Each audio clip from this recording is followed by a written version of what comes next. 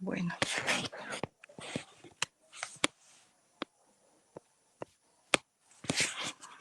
Ni modo. Buenas tardes, queridos compatriotas allá por el Perú y buenas noches acá por el exterior.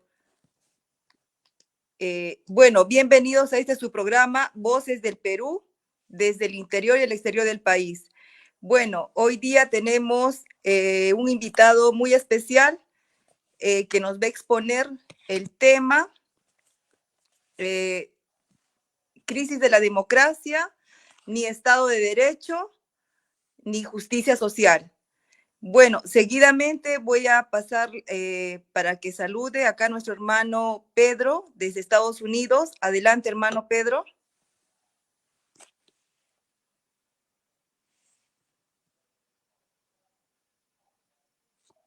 Pedro, tu audio.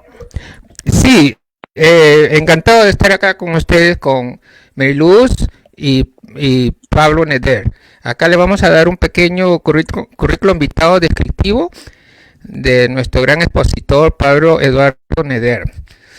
Es un doctor en Ciencias Políticas con mención europea por la Universidad Complutense de Madrid, España, y la Universidad de París, Francia. Diplomado europeo de estudios avanzados en gobierno y administración pública por el Instituto Universitario de Investigación Ortega y Gasset de Madrid.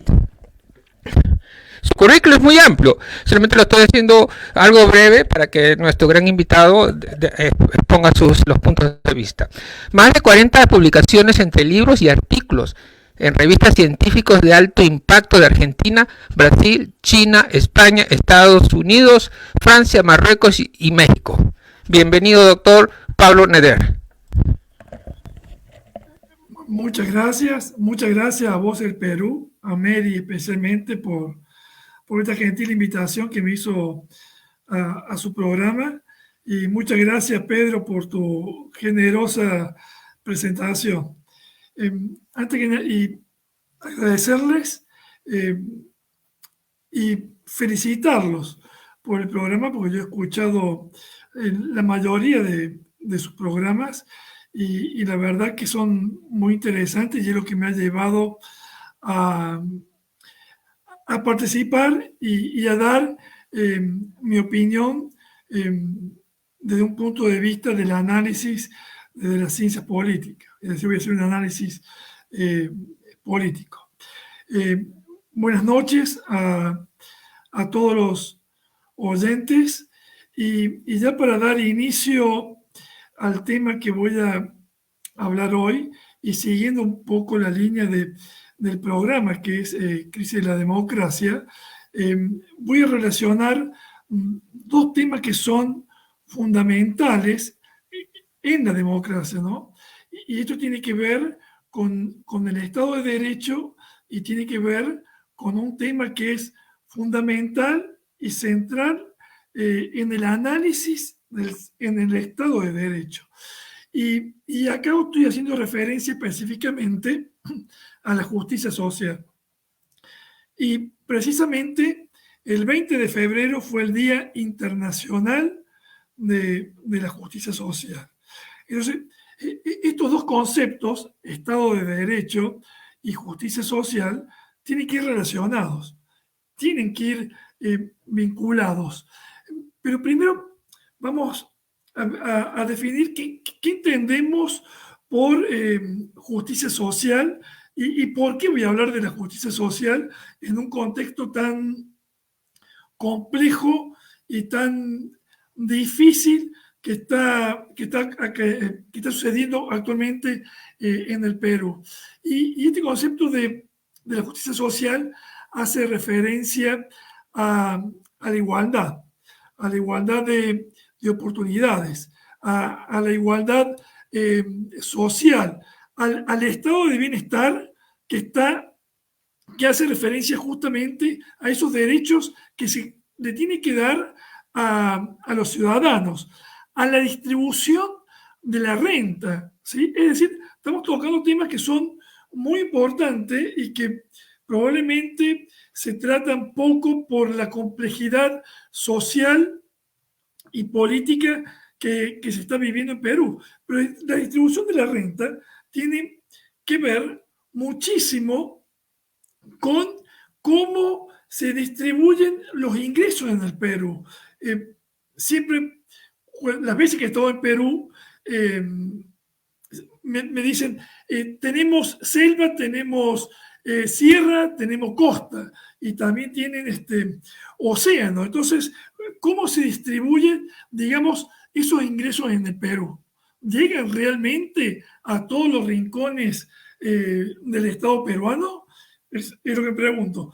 La justicia social también tiene que ver con los derechos laborales y los derechos sindicales. Y cuando hablamos de los derechos laborales y los derechos sindicales, tiene que ver precisamente con esa economía formal. Es decir, ¿cuál es la economía formal? El porcentaje de los trabajadores del Perú que están incluidos en esa economía formal, ¿sí? Incluidos. Entonces, si no están incluidos, ya estamos hablando de excluido y por lo tanto ya estamos hablando de exclusión social. Y también tiene que ver precisamente con la lucha con la pobreza.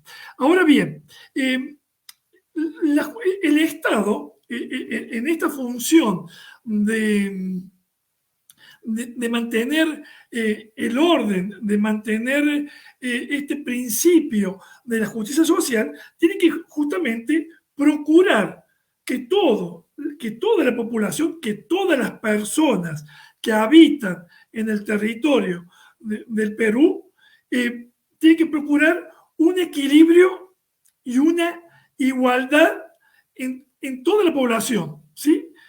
Principalmente a las personas más vulnerables. Entonces, lo que sucede actualmente en el Perú, que justamente estos sectores que están abandonados han sido vulnerados en sus derechos, si es que lo han tenido, o si lo han tenido parcialmente, o si nunca prácticamente lo han tenido a esos derechos. Entonces, esos derechos son limitados y cuando hablamos de derechos limitados nos estamos refiriendo que es un grupo de privilegiados. Entonces, todas esas manifestaciones que hoy se ven en el pueblo del Perú tienen que ver justamente con ese sentimiento de injusticia social que produce muchísimo dolor a todos los ciudadanos o digamos a todas las personas del Perú, porque tenemos que diferenciar, como escuché anteriormente en el programa anterior de Voz del Perú, de este programa, la diferenciación entre pueblo y ciudadanía, ¿no? El pueblo, uno puede ser parte de un territorio, yo puedo ser una persona que estoy transitando, circulando, viviendo por el Perú, pero no puedo tener derechos, ¿sí? Entonces, esos derechos justamente incluyen a una persona a la categoría de ciudadanos. Entonces, acá justamente existe este sentimiento de justicia, de injusticia social. Y lo que tiene que trabajar el Perú es todo lo contrario, es decir, alcanzar la justicia social, alcanzar esa justicia distributiva, que tiene que ver justamente con aquello que yo decía, con la distribución de la renta, ¿sí? ¿Sí? Cómo se distribuye la renta, que hasta el mismo Aristóteles lo dice. Inclusive, en las tipologías de las políticas públicas, y uno de los autores más citados es Teodoro Lowy, en ciencia política, él da ciertas tipologías y dice que las políticas distributivas son aquellas que más conflictos generan, más coerción generan, son las que más molestan, porque significa que uno le va a dar, digamos, va a elaborar políticas públicas a favor de los más vulnerables, a favor de los más necesitados, a favor de los que más necesitan de esa distribución de la renta, de esa distribución de la riqueza del Perú, entonces los grupos, las grandes élites, digamos, económicas, se sienten en cierta manera afectadas por estas políticas distributivas, ¿sí? Por esta distribución de la renta, ¿sí? Por esta justicia distributiva que tanto decía Aristóteles y que también Aristóteles hacía referencia a ese sentido de pertenencia, de la polis. Es decir, hacer una ciudad, una polis, significa que todos estemos incluidos. Si no estamos incluidos, se genera un caos en la ciudad o carecemos de derechos. Y lo que está sucediendo en el Perú es justamente que las personas, el pueblo, se siente dolido, se siente que sienten ese sentimiento de injusticia social y lleva a que justamente a que se manifieste. Y en un país tan rico como es el Perú, con la producción de los minerales, con producción de café, con, bueno, de quinoa, de cereales en general, causa mucha tristeza y dolor. Entonces, lo que se tiene que trabajar en Perú es cómo justamente llegamos a que esa justicia distributiva alcance a todos. Y ahora, ¿qué es lo que causa precisamente esta desviación de la política? Porque acá lo que hay en Perú es una desviación de la política, de la democracia, hacia un régimen prácticamente autoritario, porque está demostrado a partir de que es un gobierno que directamente va y asesina a sus mismos ciudadanos. ¿Qué pasa? Que hay intereses extranjeros, inversiones extranjeras muy fuertes que hay que protegerlas. Entonces se ha generado como un blindaje entre este gobierno que está actualmente y los ciudadanos que sienten ese dolor, esa falta de pertenencia, esa injusticia social. Entonces es ahí cuando entra directamente en crisis la democracia y por eso se hace referencia al Estado de Derecho, porque los ciudadanos no tienen derecho, o son limitados o solo muy pocos tienen acceso a esos derechos. Y al igual, y cuando se habla justamente de la justicia social, del estado de bienestar, esas políticas de bienestar son el acceso a una educación, el acceso a la salud, el acceso a un trabajo digno, que significa también protección social, un acceso a una vivienda digna y el acceso a la jubilación. Entonces, estos ciudadanos, o por no decir, no vamos a entrar, mejor dicho, en la categoría de ciudadanos, digamos, estas personas se sienten vulnerables porque no tienen esos accesos. Trabajan en el marco de una economía completamente informal. Entonces, el estado de bienestar, esos derechos, digamos, están ausentes. Es un estado que están ausentes en cada uno de los rincones del Perú.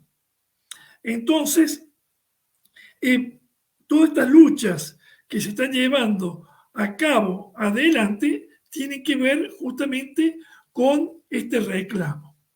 Ahora, esta crisis de la democracia se explica desde varias lógicas, ¿sí? No tiene un análisis solamente desde un enfoque sociológico, político, sino que es multidisciplinario.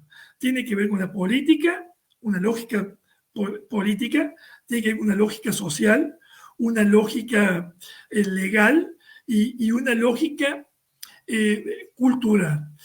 La lógica política tiene que ver que estas comunidades, el pueblo pierde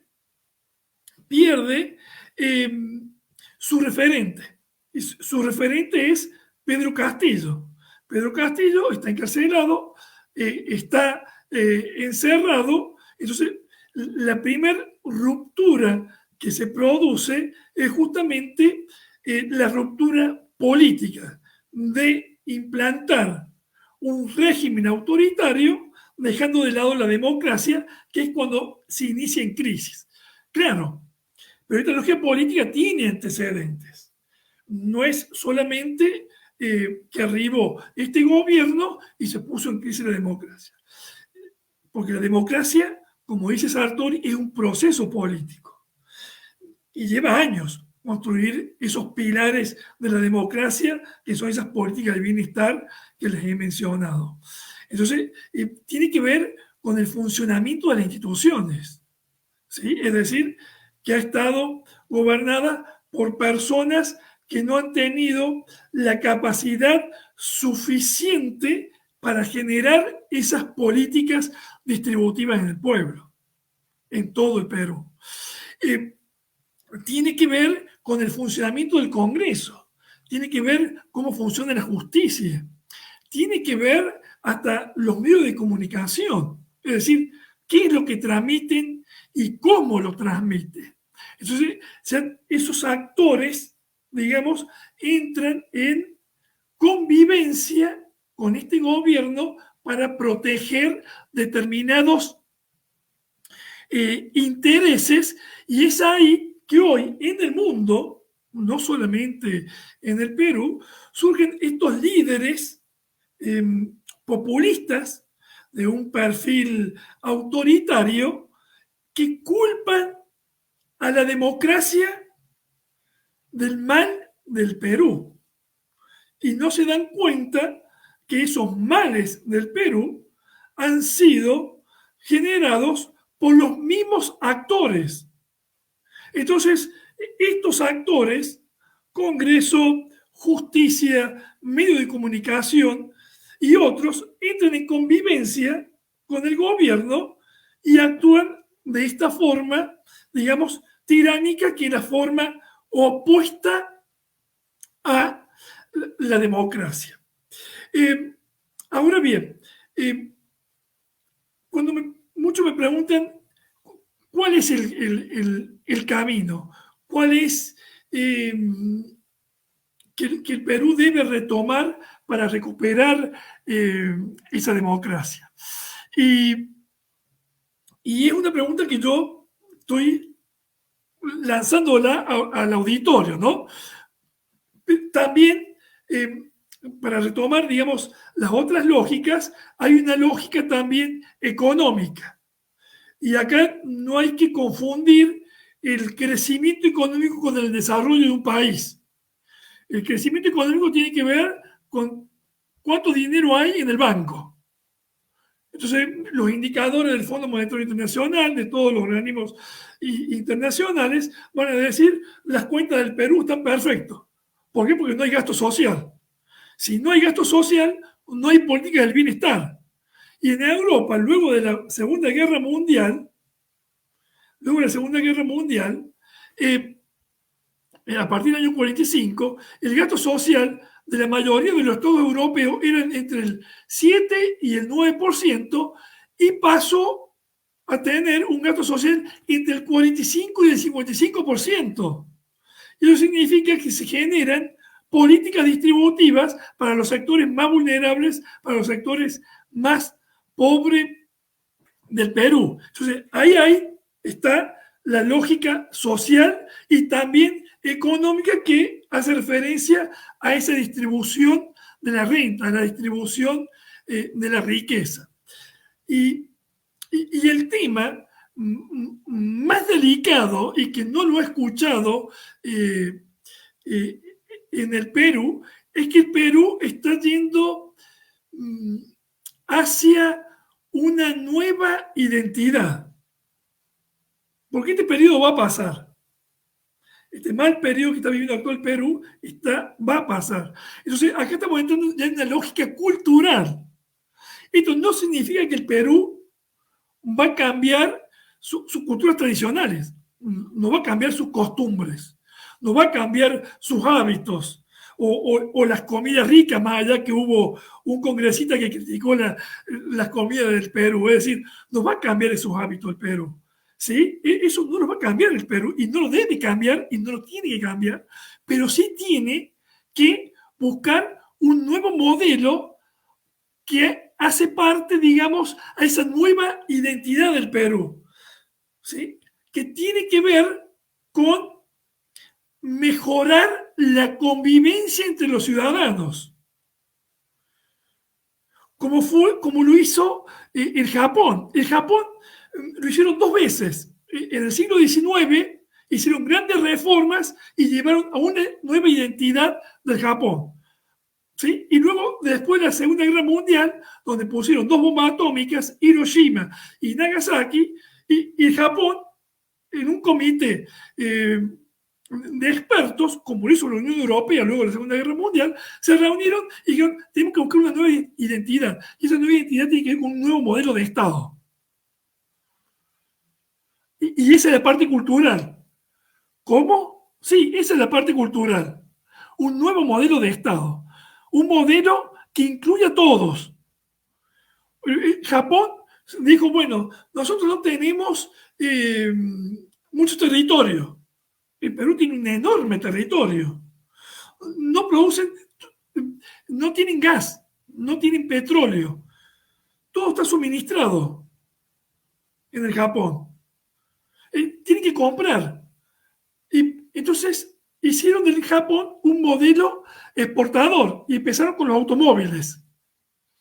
Entonces, esa es la nueva identidad que buscó el Japón y dejó de lado, digamos, esa cultura fanática, esa cultura del kamikaze, que hay que subirse a un avión y estrellarse y matar. Ese modelo Japón lo dejó de lado y construyó otro modelo que se insertó en el mundo, y acá estamos hablando ya de una lógica internacional que el Perú también está abandonado, también está en crisis. Porque no, ¿cómo se explica que todos los países de América Latina estén respaldando la democracia, que restituir la democracia, y restituir, la democracia es restituir a Pedro Castillo en su lugar? Entonces, acá este fenómeno que se está ocurriendo actualmente en el Perú es una lucha social muy fuerte, de mucha solidaridad, de muchos lazos, contra, digamos, de ese sentimiento que tienen de dolor, de ese sentimiento de ser excluidos, y eso es lo que hace a la injusticia social, contra líderes populistas, autoritarios, que defienden otros intereses y que dicen, culpa de la democracia es que el Perú llegó a toda esta situación actual. Yo no sé si ustedes me quieren hacer alguna pregunta en esta primera disertación, y ya seguimos intercambiando con mucho gusto, no tengo ningún problema. Estoy atento a lo que ustedes puedan preguntarme, pueden estar de acuerdo o disentir, no hay ningún problema. Con mucho gusto podemos hacer cualquier intercambio que ustedes deseen. Gracias Pablo. Bueno, estamos acá con el público, a ver si nos hacen llegar alguna pregunta, algún interrogante o alguna acotación. Y bueno, solamente pedirles, hermanos, que compartan la transmisión para que se pueda hacer escuchar nuestra voz mediante nuestro hermano Pablo, que prácticamente es un hermano argentino que reside en Francia, un historiador politólogo, y bueno, acá nos está prácticamente explicando con respecto al tema ni Estado de Derecho ni justicia social. Bueno, yo te cedería todavía la palabra para que tú, o de repente por allí, Pedro, de repente tienes alguna pregunta. Gracias. Sí, una pregunta. Sí, Pedro. Hablando de injusticia social, ¿cuál sería históricamente un cambio que sea efectivo para la sociedad del Perú? ¿Qué se debería de hacer democráticamente? Yo creo que lo más sano y conveniente para el Perú, como lo mencioné prácticamente al último de mi charla, es que se restituya a Pedro Castillo como presidente y, y él sea, digamos, un gobierno de transición a las próximas elecciones, porque eso daría señales internas en el Perú y también externas. No tenemos que olvidarnos que todo este momento difícil que está pasando Perú es de desestabilización política. A partir de que Pedro Castillo fue a la prisión. Entonces, lo que reclaman los ciudadanos es Pedro Castillo primero. O sea, ellos asocian Pedro Castillo con democracia. Y el otro tema, y que también preocupa a la región, y cuando digo la región es Sudamérica y América Latina, por eso que se han manifestado los presidentes de México, Argentina, bueno, Brasil, Chile, muchos países de la región, porque genera preocupación en la región. ¿Sí? Es decir,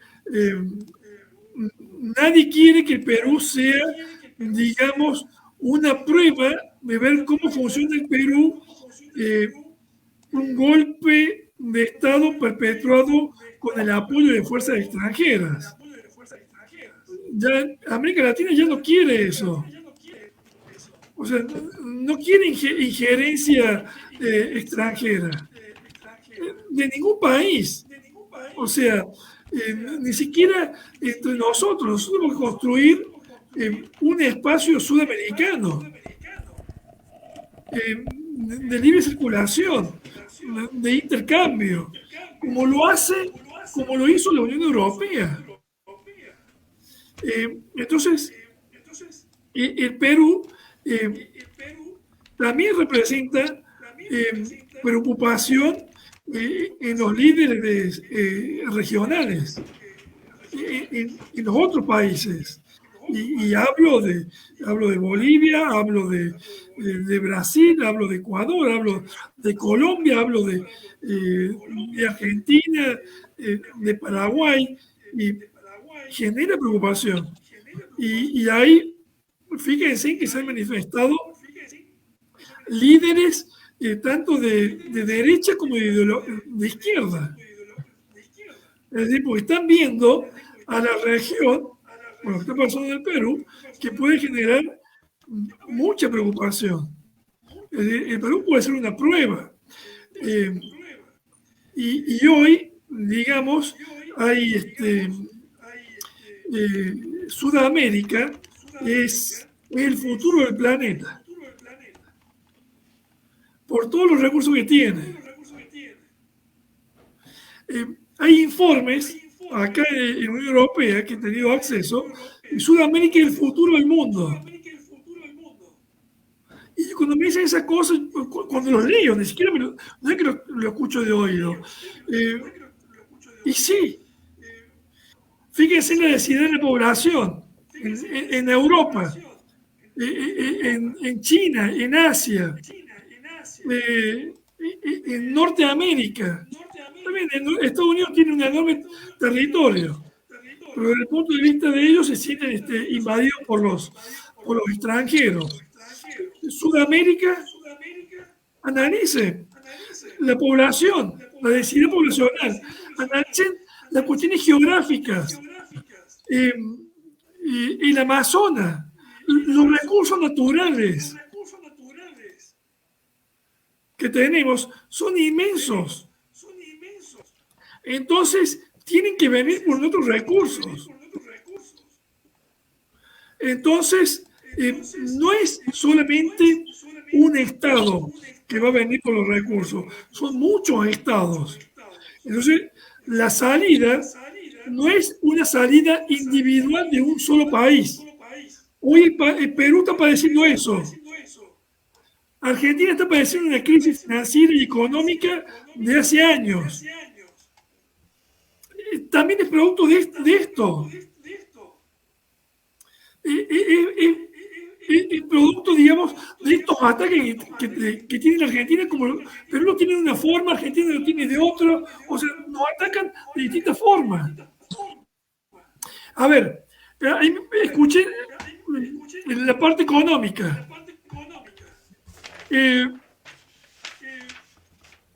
La deuda externa. La deuda externa es una política, y voy a utilizar una palabra que no me gusta usar, porque no se debe utilizar, pero así me la mencionan, es una política para los países subdesarrollados. Entonces, nosotros en Argentina, esta parte, y en otros países, festejamos un crédito. Es lo peor que hay. Económicamente, afecta a un país y afecta a la región. Porque que no se desarrolle Perú perjudica a otros países. Si no se desarrolla la Argentina, también perjudica a los otros países. Nos perjudicamos entre nosotros. Si ustedes están en Europa, van a ver que todo es homogéneo. Hay una europeización de las políticas públicas. Y responde a un modelo, la que voy a responder, de gobernanza económica. Gobernanza económica, la gobernanza significa la acción de los gobiernos entre sí, cómo actúan los estados entre sí. Y todos responden al mismo modelo económico. Lo que está pasando en Francia actualmente, con la reforma de las jubilaciones, es que todos se tienen que jubilar en la misma edad.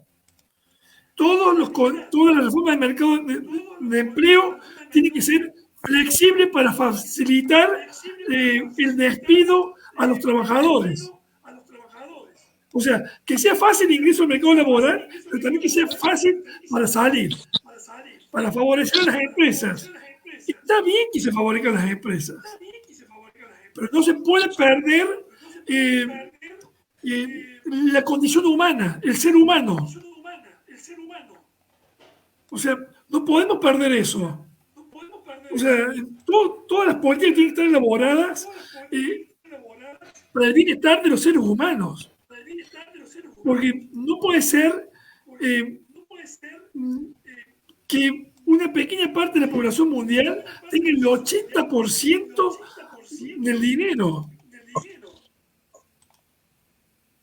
O sea, estamos viviendo en un mundo muy injusto. Estamos viviendo en un mundo donde hay crisis por todos lados. En Europa se habla de una triple crisis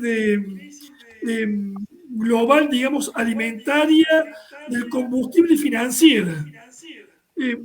Claro, alimentaria, porque no tiene la producción que tenemos nosotros en Sudamérica. Nosotros tenemos de todo y se nos mueren los niños, porque no les llega la comida. No porque la producción no alcance. Nos sobra a nosotros. ¿Sí? Nos sobra. Pero en Europa no. Tienen que salir a buscar a otros lados. La guerra de Ucrania con Rusia, o yo voy a llamar, por una parte dicen la invasión de Rusia a Ucrania, Rusia y contra el antioccidente, en cualquiera de sus denominaciones. Tiene que ver con el tema de los recursos también, con el tema de un modelo económico que le quieren importar a Rusia. Entonces, hoy el gas, el combustible que necesita Europa viene de Rusia. Eh, ¿A qué voy con esto? Y acá no estoy tomando posicionamiento hacia ningún país, simplemente estoy diciendo que Europa no tiene los recursos que nosotros tenemos.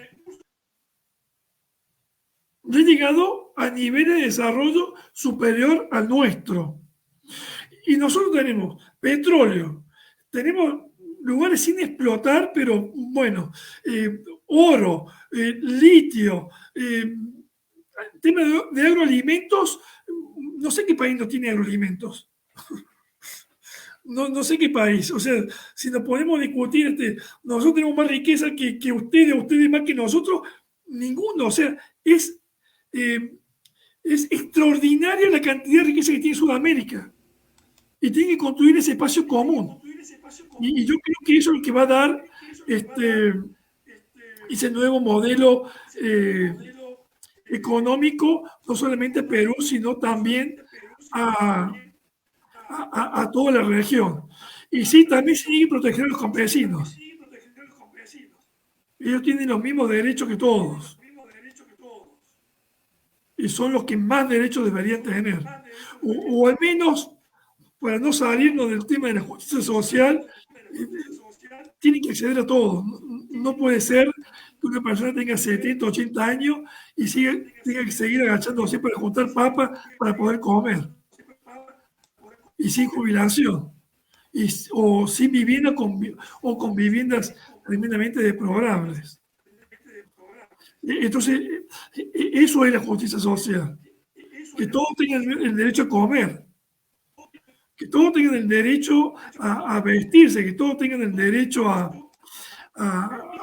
una salud digna. O sea, no puede ser que una persona se muera porque no tenga acceso y otra persona se salve porque tiene los recursos económicos. Ya sea porque tiene mucho dinero, ya sea porque está geográficamente bien ubicado, por lo que sea. No puede pasar eso. No puede pasar eso. Perú es un país muy rico y lo que está pasando ahora es doloroso porque justamente está ese sentido de falta de pertenencia, ese sentido de injusticia social.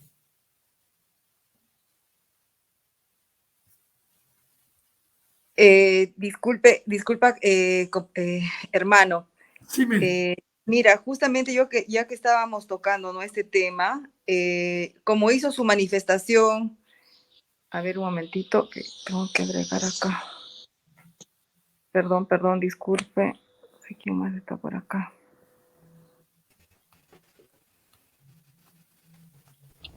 Ya, no, justamente lo que estábamos tocando ahora, el tema,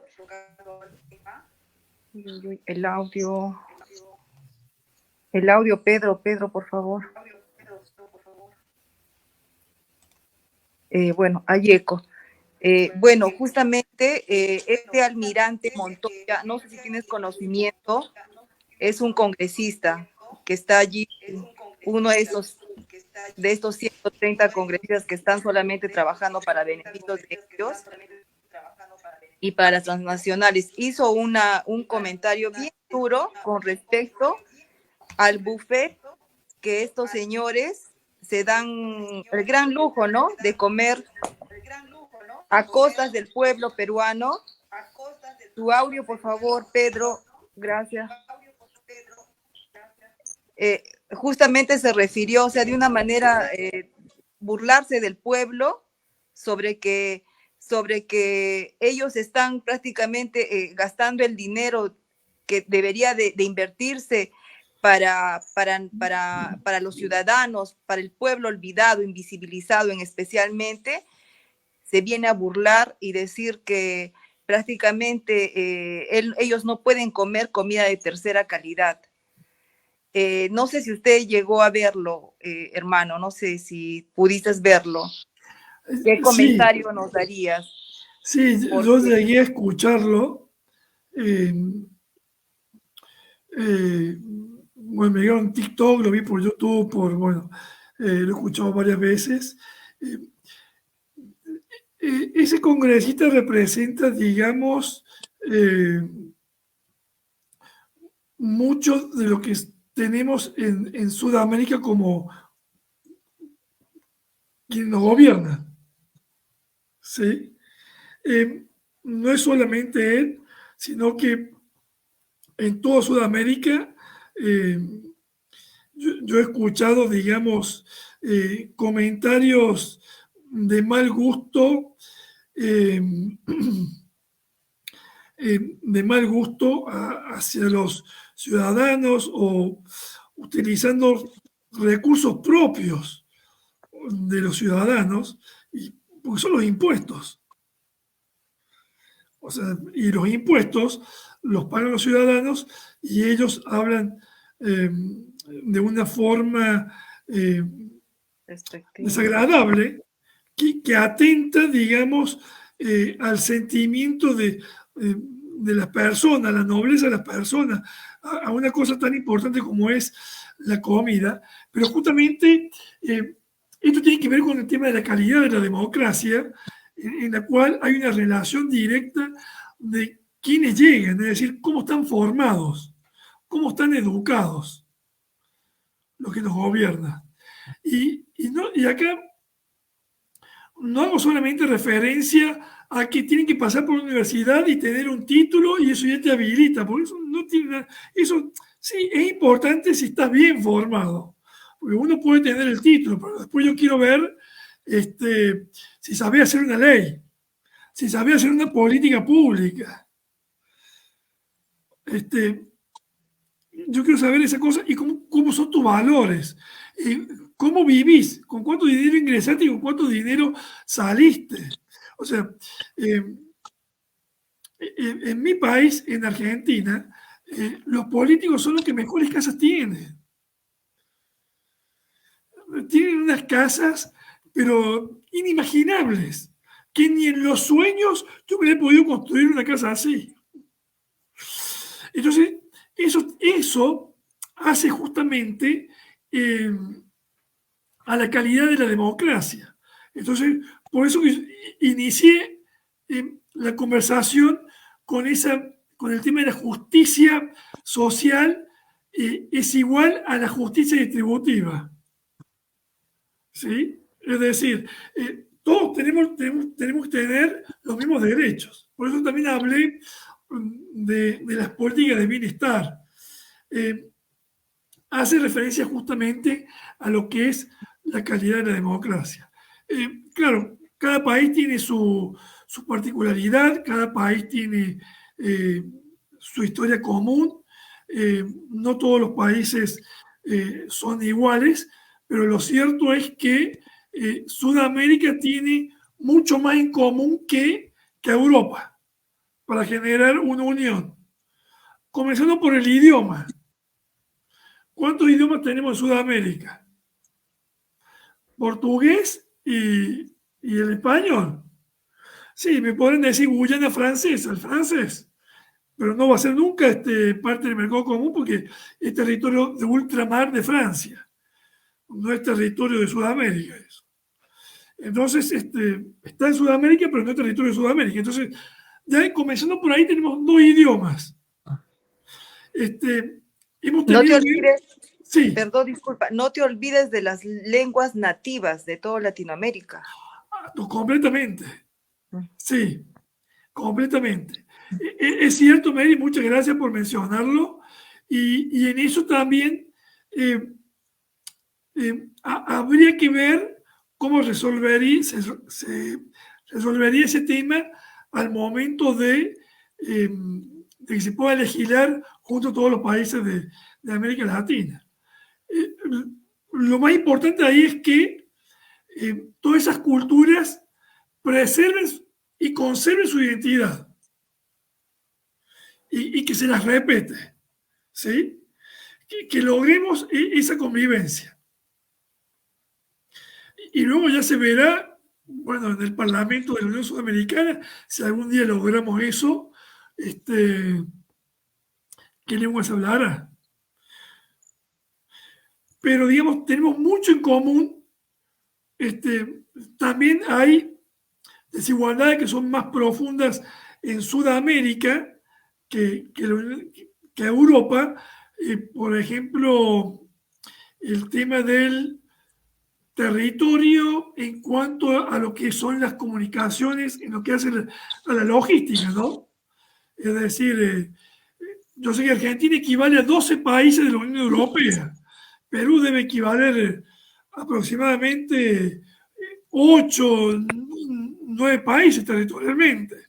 Entonces, no se puede, no se puede digamos, comparar ese punto de vista de las carreteras porque los costos del transporte son mucho más caros en Sudamérica que en la Unión Europea, pero nosotros tenemos mucho más recursos que ellos. Entonces, hay mucho más en común en la construcción, digamos, de estas políticas de bienestar en Sudamérica que en la Unión Europea. Bueno, estaba leyendo justo, creo que alguien me escribió, Magali Sai, me parece. Sí. Bueno, Allí está tu comentario. ¿Qué hacemos con las personas que no quieren salir del sistema económico que cada día nos vuelve más pobres?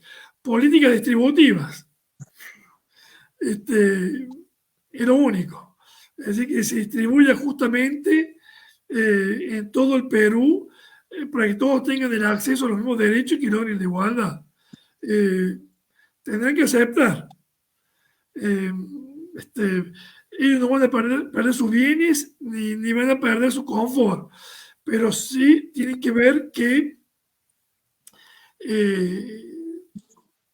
se tienen que priorizar otras zonas del Perú para luchar. Digo, el Perú también incluye Lima, porque en Lima también hay pobres, ¿no? Pero para que tengan acceso a los derechos, como hicieron en Europa. El gasto social y comenzar por los más vulnerables. Y Europa lo que dijo fue pleno empleo para todos. Esa fue la primera política. Reconstruir a Europa con pleno empleo. Porque eso organiza la vida de todos. Es decir, tenés acceso a la salud, tenés acceso a la educación, tenés jubilación, podés comprarte una vivienda, podés comer todos los días y no estar en una economía informal. Y nada, y vivir bien, los que más tienen con los que menos tienen, pero que todos tengan el mismo acceso a los derechos. Así es, hermano. Justamente estos señores, los que están en el gobierno, estos gobiernos tiranos prácticamente en toda Latinoamérica y en especial acá en mi país, Perú, en nuestro país, Perú, malgastan el dinero, por ejemplo, en este buffet que te mencioné, ¿no? Y también salió esta usurpadora que nosotros no la reconocemos, a la Dina Boluarte, no la reconocemos como presidenta, para nosotros es una usurpadora y asesina. El día de ayer o en estos días, su última manifestación, mencionó con respecto a la compra de armamento para reprimir al pueblo peruano. Dígame si eso es justo, que puedan estar malgastando el dinero, porque ¿a quién tienen que reprimir? Si es un pueblo que está en insurgencia nacional, no somos terroristas, no hay acá revoltosos, estamos reclamando por nuestros justos derechos, pero lamentablemente allí se va el dinero, que tranquilamente se podría beneficiar nuestra niñez, que está en estos momentos más abandonada, porque son ellos el futuro, son el hoy y el mañana, pero lamentablemente allí el dinero no lo utilizan como debe de ser en estos gobiernos tiranos. Y por allí justamente nuestra hermana Sandra Yagua hacía un comentario donde menciona, ¿no? Dice, ¿qué hacemos con las personas que no quieren salir de este sistema económico, que cada día nos vuelve más pobres? ¿Qué tendrías que responder, hermano? Bueno, yo un poco me hice referencia a lo que mencionó Sandra. Con respecto a las compras de armas, hay que entender algo que es muy importante en el análisis de la política, que esto está planificado con anterioridad. Nada es improvisado. No hay ni improvisación en el actual del gobierno. Si recordamos de cómo ganó Pedro Castillo las elecciones, que lo seguí atentamente, la puja entre Keiko Fujimori y Pedro Castillo, el conteo de los votos, y cuando se comunicó para que asumiera Pedro Castillo, asume Pedro Castillo, o lo da por ganador a Pedro Castillo, y ya a partir de ahí se viene gestionando el plan. No hay nada improvisado. Todo No fue es que planificado. el gobierno de Pedro Castillo se equivocó o él se equivocó. No, está todo ya armado, está todo planificado y ya tienen, digamos, porque esto se va gestionando con acuerdo con otros actores. ¿Sí? No es mañana me levanto y lo sacamos al presidente. En ninguna parte del mundo pasa eso. Son procesos políticos que se van planificando, ¿sí? De forma estratégica, cuáles son los pasos a seguir. Está todo muy bien estudiado. Esto fue el 7 de diciembre, si mal no recuerdo. Sí, 7 de Ya van diciembre. prácticamente 7 de enero, 7 de febrero, ya en pocos días Hace 2 meses. van a ser 3 meses. Y cada vez el gobierno actúa con más violencia. Hay un plan. En la crisis de Argentina, en el 2001, cuando decidieron, yo ahí estaba como director, director técnico, digamos, de proyectos de leyes en el Senado de la Nación. Cuento esto, anécdota, luego muy rápido. Año 2001, yo firmo mi contrato el 10 de diciembre. Y el 21 de diciembre, 19, 20 de diciembre, se produce una crisis a partir de que el presidente, en ese momento, Fernando de la Rúa, toma una medida económica que se denomina corralito. Ese corralito significa que le bloqueaban las cuentas económicas a todo el país. Nadie podía sacar dinero. El pueblo sale a manifestar a la calle y yo también era responsable, digamos, porque estaba trabajando políticamente, de lo que son la distribución de los galpones de alimentos. Porque sabíamos que se venía, digamos, algo malo en Argentina. Estalló el país, se copan todas las plazas, la Plaza de Mayo en Buenos Aires, se ocupa la plaza más importante, y el ministro en ese momento del Interior da la orden a que saquen las fuerzas, digamos, policiales. Y hubieron en un solo día, una noche, un día, 55 muertos.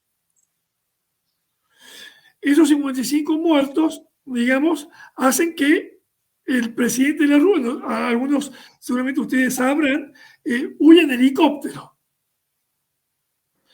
¿Sí? Y se produce una crisis, digamos, política, económica y social en Argentina, en el cual, digamos, se genera un gobierno de transición y al año y medio se llega a la votación. Entonces, con esto ¿qué quiero decir? Que la democracia está en permanente golpe de Estado. Crisis de la democracia es con la incapacidad que tienen para gobernar. Tiene que ver cómo los mercados financieros y económicos golpean a un país. Tiene que ver con temas de injusticia social. Tiene que ver con el tema del hambre. Es decir, cuántos niños se mueren. ¿Cuáles son las desigualdades sociales y económicas que hay en el país? Tiene que ver con todas estas cuestiones y justamente yo estaba en dos áreas estratégicas. Técnicamente, como directora en el Senado, me tocó vivir ese triste momento y luego yo administraba lo que era la distribución de la bolsa de comidas, porque el pueblo estaba padeciendo mucho hambre. Y yo recuerdo, me hablaban por teléfono y me decían, se nos viene la gente. Llamemos a la policía para proteger a los galpones que no se lleven la comida. Y yo dije, no llamen a la policía, no llamen a nadie, hablen con los líderes, vayan, avancen, antes que lleguen al galpón y digan, les vamos a dar todo, pero de forma organizada. Por favor, ya estaban las puertas abiertas de los galpones para darle la comida y distribuimos la comida. ¿Sí? Esos son signos graves de la democracia. Que un pueblo tenga hambre es muy grave. No puede haber hambre. Eso es injusticia social. He visto en el Perú también que a los manifestantes les quitan la comida. El dinero, la comida. Sí. También es grave, pero si hay algo que no se le puede hacer a cualquier persona es quitarle el plato de comida. Es quitarle la comida de la boca. Eso no se puede hacer. Eso es un maltrato, es un desprecio al ser humano. Entonces, ese sentido de injusticia hace que el pueblo de Perú esté movilizando. El dolor de esa gente es muy profundo. Ellos saben que están luchando, digamos, contra un monstruo que es un gobierno que directamente tira a matar, que no le importa el ser humano, que no le importa sus mismos compatriotas. Esto quiero decir que la democracia sufre esos golpes y esto no es democracia lo que tiene Perú. No es democracia y además un desprecio total a sus mismos compatriotas, ¿no? Sí, lo que más duele es ver a nuestros a hermanos con rasgos andinos que están allí como congresistas.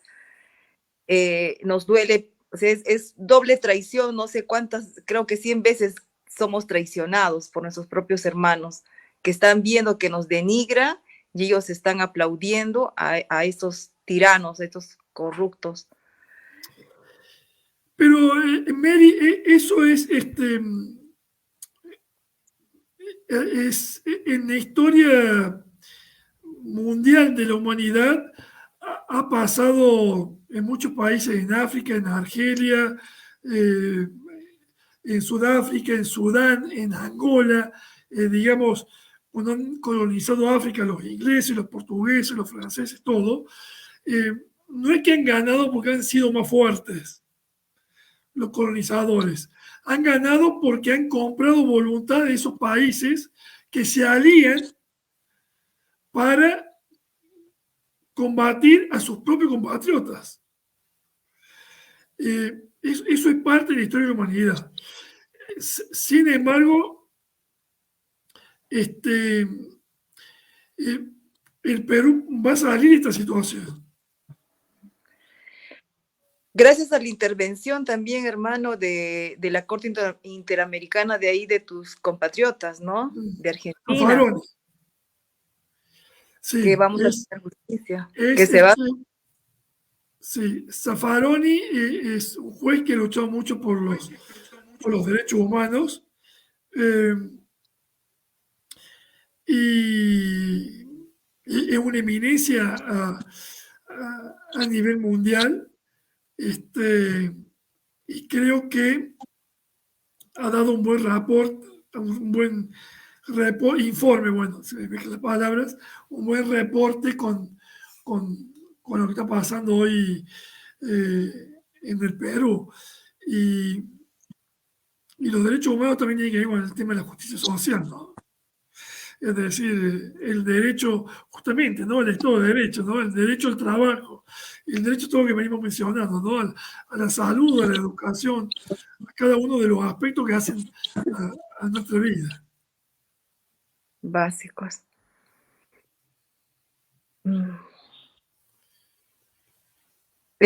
Bueno, a ver, por acá leo el comentario de Magali Sáenz. Nos dice, la derecha cavernaria tiene el control del país desde la colonia. Cuando justicia y un verdadero espacio para los pueblos originarios. El pueblo tiene que buscar la justicia social para el Perú.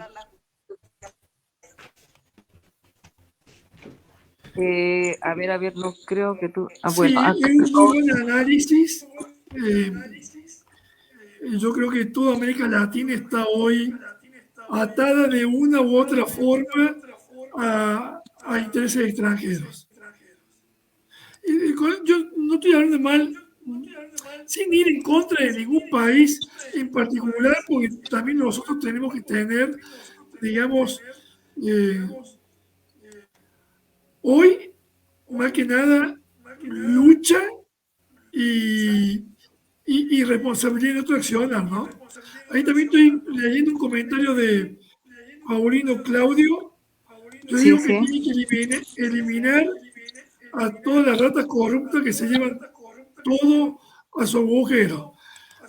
Bueno, Paulino, eso es el común denominador de América Latina. Es una maldición. Así como tenemos la maldición de los recursos humanos, que tenemos los recursos humanos y no sabemos administrar, también tenemos la maldición de la corrupción. Y otro mal. ¿Sí? Porque somos ricos en recursos humanos, pero somos pobres en administrarlos. Por esta corrupción, por la incapacidad. Porque podemos decir, pero un país muy rico, la Argentina es un país muy rico porque tenemos esto, pero somos pobres, porque no sabemos administrar los recursos nuestros. Lamentablemente, nos los administran desde afuera muchas veces. Bueno, acá María Jiménez Castillo está leyendo, acaba de escribir, mejor dicho, acá los poderes del Estado están podridos. Apesta. Sí, lo mismo que dijo un poco en la misma línea Paulino Claudio, es justamente todo esto, porque en definitiva lo que hacen al funcionamiento de la institución son seres humanos, y quienes acceden a ellos son ellos, y no hacen de las instituciones un buen funcionamiento, y eso es lo que también pone, digamos, en crisis a la democracia. Sí, no sé si alguien más quiere hacer alguna pregunta. Pedro, de repente por allí, Pedro. Sí, una pregunta. Sí. ¿Me escucha? Sí. Claro. ¿Qué opinión tiene usted de las personas de recursos bajos, humildes, que a veces no tienen mucha educación, pero aún así apoyan a un régimen que no les ayuda en ningún sentido, tanto socialmente como económicamente? En otras palabras, ¿qué opina usted de los sectores bajos de la población que apoyan un régimen que no los apoya? Bueno, primero hay que aclarar que no son todos. ¿Sí? En segundo lugar, los que apoyan son lo mismo que aquellos que miran para otro lado, que no hacen nada. también estarían, digamos, enmarcados en ese análisis.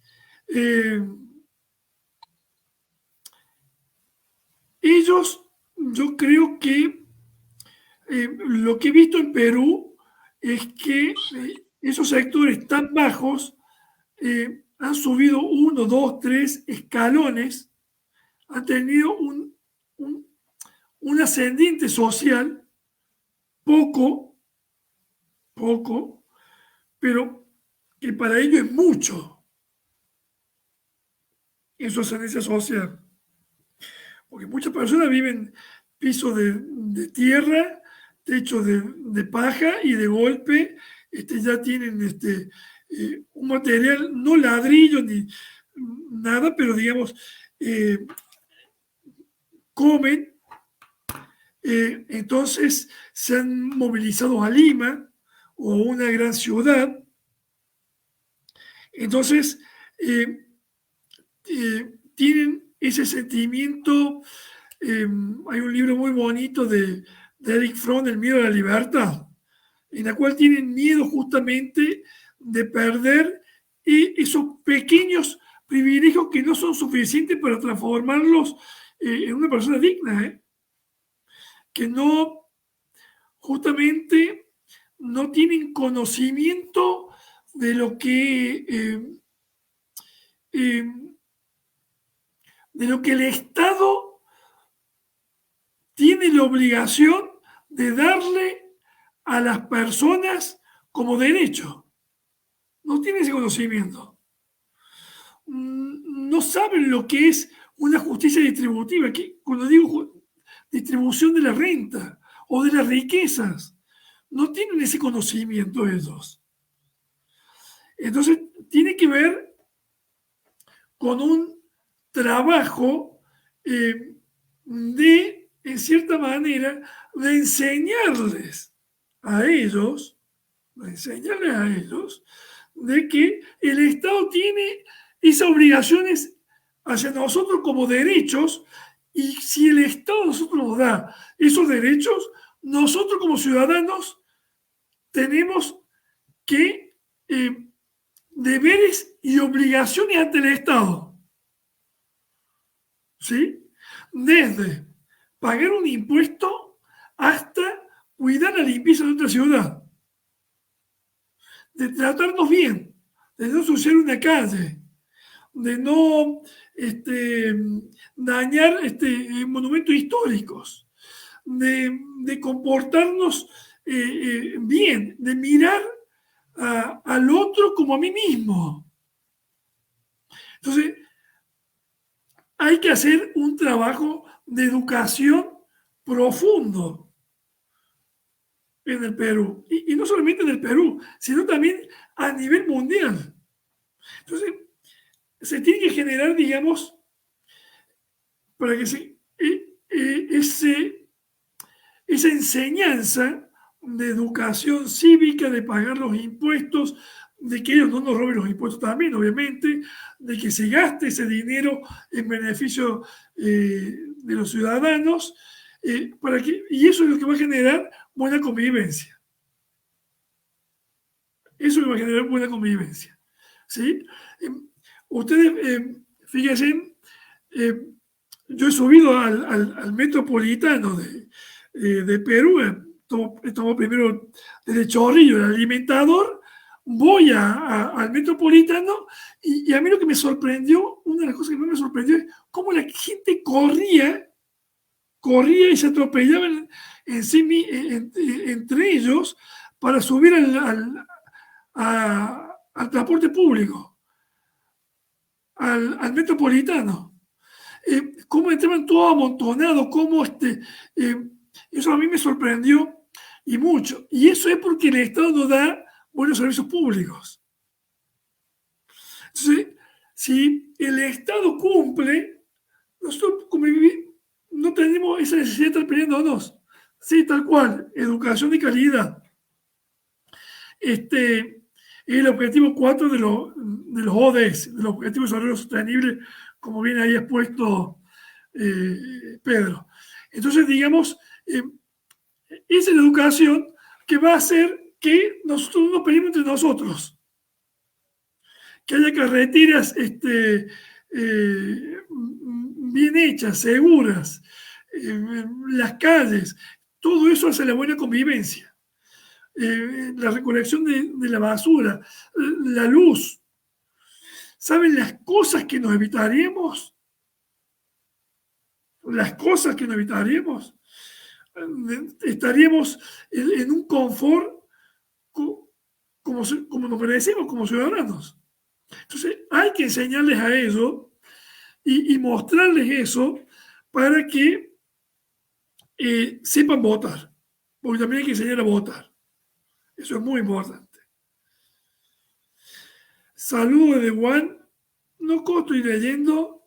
Se hará justicia internacional en nuestros hermanos caídos. Bueno, ojalá, Marlene, sea así.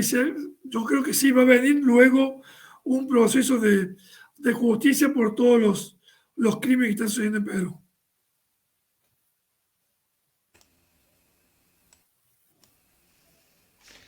Sí, otra pregunta. Muy bien, muchas gracias, doctor Neder. Sí, gracias a ustedes. Más bien, Sí. ¿qué piensa usted? ¿Qué opinión tiene usted de todos los videos, todas las pruebas que ha habido una dictadura en el Perú ante la Comisión de Derechos Internacionales? ¿Cuál cree que va a ser su fallo de acuerdo a lo que se ha visto históricamente esta organización con este tipo de situaciones? Es tan visible que va a quedar como un fallo de crimen en esa humanidad. Eso está visible. Lo que pasa es que el Perú tiene que salir, digamos, de esta situación, tiene que salir este gobierno. Una vez que se termine la represión y que salga la actual presidenta, va a venir un proceso de juicio, de derechos humanos y de mucha presión. Hoy no lo hacen porque los lobbies de las multinacionales son muy fuertes. Pero cuando se recupere la democracia en Perú, va a venir ese proceso, digamos, de justicia internacional y de derechos humanos. Sea de derecha, sea de izquierda, porque la presión internacional lo hace fuerte. Acompañado, obviamente, por los actores locales del Perú. En este caso, el actor más fuerte es el pueblo.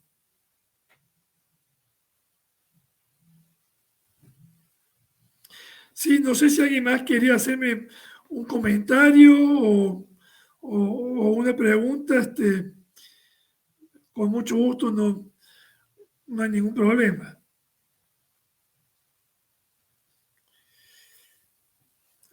Hoy el Perú tiene, digamos, la obligación del pueblo de recuperar la democracia, porque es un logro que no se puede perder, como ha pasado en América Latina, y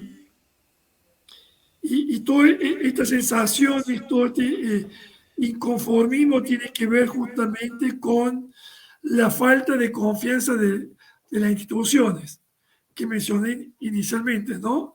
Lo que es el Congreso, lo que es la justicia, el actual gobierno, el pueblo pierde la confianza, se genera esa ruptura, la democracia entra en crisis, sube un gobierno autoritario, culpa a la democracia y bueno, y es cuando se pierde la democracia y acá los derechos humanos tienen que cumplir un rol importante para que en Perú se haga justicia social y tengan, digamos, ese Estado de Derecho.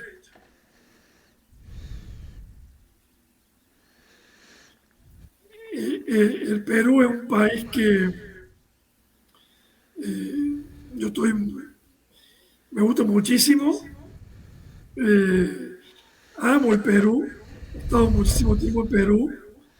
He dado clase, tengo amigos peruanos. Y, y también tengo este sentimiento de dolor y preocupación, y eso ha hecho que yo acepte esta generosa invitación que me hizo su programa. He visto sus programas y por eso también, obviamente, he aceptado y he tratado eh, en esta hora y cuarto que llevo conversando con ustedes, hacer una relación, digamos, de estos conceptos fundamentales y, y la práctica para comprender desde el enfoque del análisis político la situación compleja que está viviendo hoy el Perú, ¿no? Porque hablan de política y social, pero también yo estoy trabajando fuertemente en lo que es hacia la lógica económica y, y cultural del Perú, eh, y también incorporando un quinto elemento que es el análisis eh, internacional. Pero lo más importante es que se queden con ese sentimiento de justicia social que sienten cada uno que manifiesta, de una forma u otra. ¿Sí?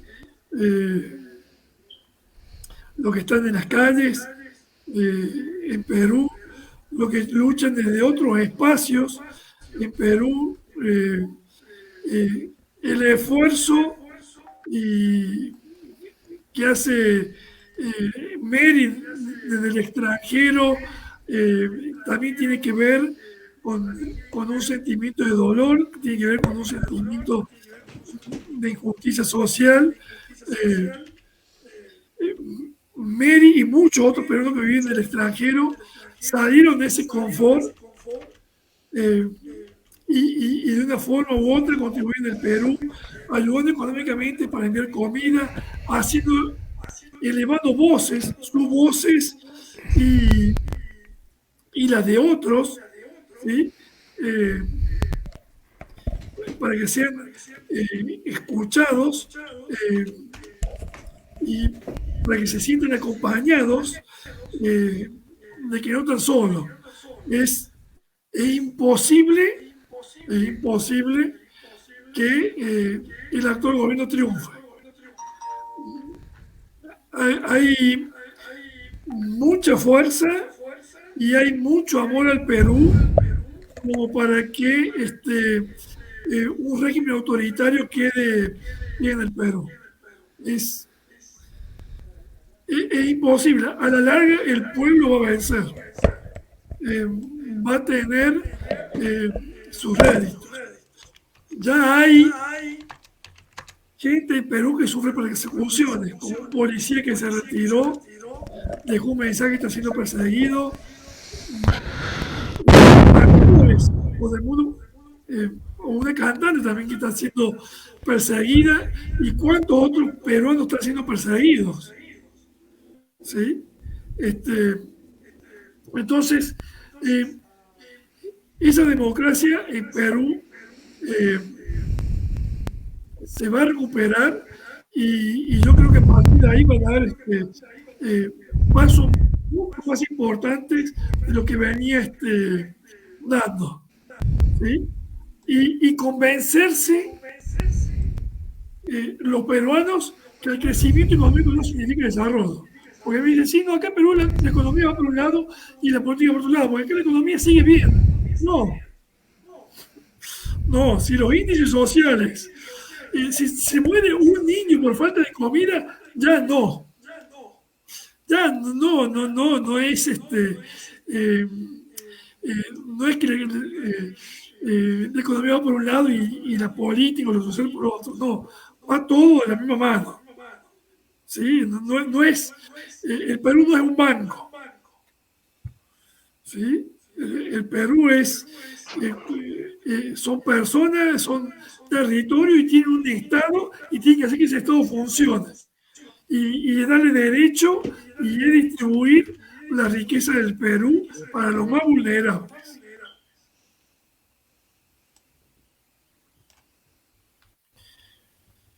Bueno, ay, ¿me escucha? Sí, sí, claro, Mary. Mil disculpas, no tengo audio en la otra pantalla y he tenido que entrar No hay con problema. otra pantalla. Bueno, agradecerte, hermano, agradecerte, te digo siempre compatriota. También Bueno, compatriota, ¿no? somos Claro. hermanos latinoamericanos y de verdad que nos has, eh, ¿cómo se dice?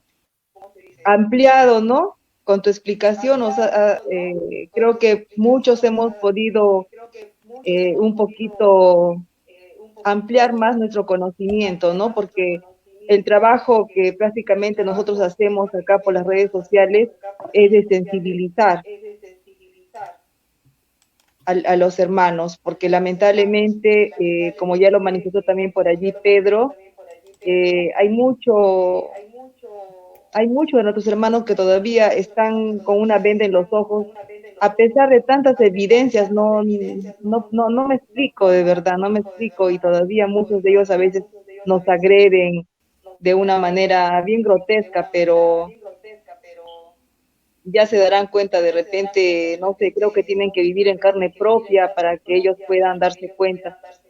Pero bueno, yo espero con estas transmisiones que estamos haciendo nosotros, de que más hermanos se sumen a esta lucha, ¿no? Estamos en insurgencia nacional por nuestros justos derechos, porque prácticamente hemos llevado a la presidencia a Pedro Castillo Terrones democráticamente, y en vivo y en directo lo han secuestrado porque no ha sido una detención así como debe de ser, ¿no?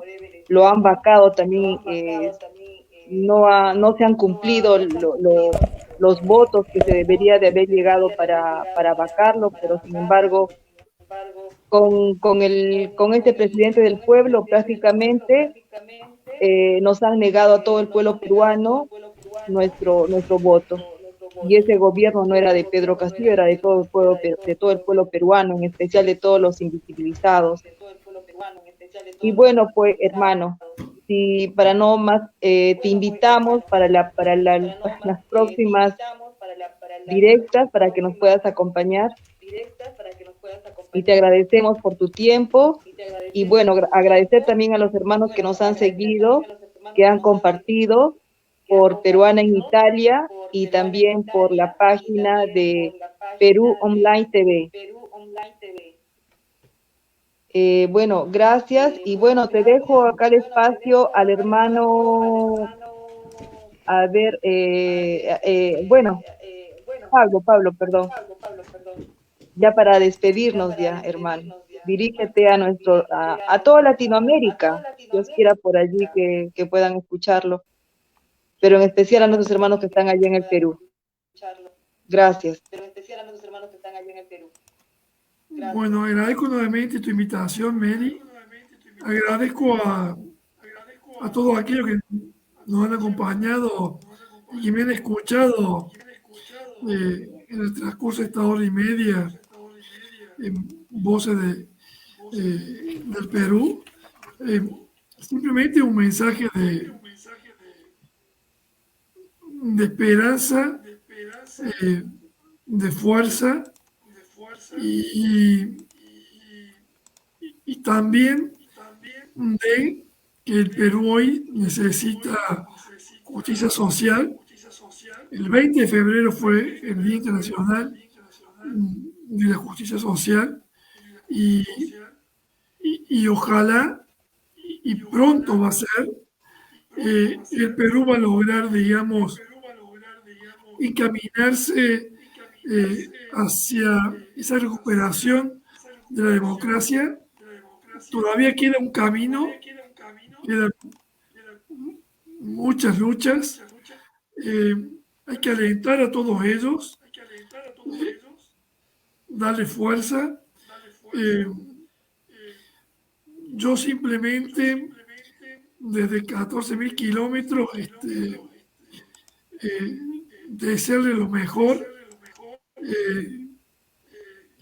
Creo que cada uno tenemos que aportar por el Perú, desde lo material, nuestras voces y de aquello que creemos en Dios, no importa la religión a la cual pertenezcamos, también dirigirnos a Dios que oriente al pueblo, ¿sí? Que oriente al pueblo del Perú a ese camino de justicia social y que pueda, digamos, construir todos esos pilares de la democracia de un pueblo que se lo merece mucho, porque el Perú es realmente un pueblo trabajador que no merece estar pasando por esta lamentable situación. Yo simplemente me despido de ti, Mary, de Pedro, que nos acompañó, de todos aquellos que han participado, que han escrito y que han hecho preguntas o que han escuchado. Me despido con un fuerte abrazo de cualquier parte que nos encontremos y nada. Y fuerza para el Perú. Son esas mis palabras y nada. Muchas gracias a todos y a todos. Gracias, querido hermano. Bueno, Pedrito, ya para despedirte.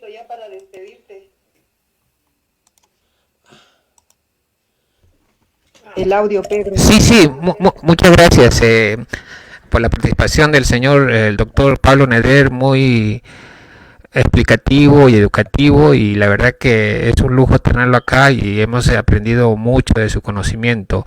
Esperamos que vuelva a venir o en otra oportunidad y por lo menos se quede 3 horas acá explicando, porque su conocimiento no tiene precio. Muchas gracias. Así es, muchas gracias. Un abrazo. Solamente acá hay una preguntita de un hermano. Nos dice, ¿el presidente Pedro Castillo puede salir en libertad? Es una pregunta de todos los peruanos. Y con eso ya nos despedimos. Hermano Pablo, perdón. Puede y debe salir en libertad. Y va a salir en libertad. No hay forma que siga encerrado. No hay forma. Y no se preocupen que tampoco lo pueden matar. No puede morir Pedro Castillo, es imposible. Si sucede eso, Dios así que no se preocupen, que va a salir en libertad. Vamos a salir airosos en esta lucha. Así es. Bueno, queridos compatriotas, con eso nos despedimos y bueno, a seguir en Insurgencia Nacional y darnos una mano unos a los otros y a despertar conciencias cada uno por nuestras redes sociales. Y bueno, saludos y bendiciones. Que vive el Perú. Causachum Perú.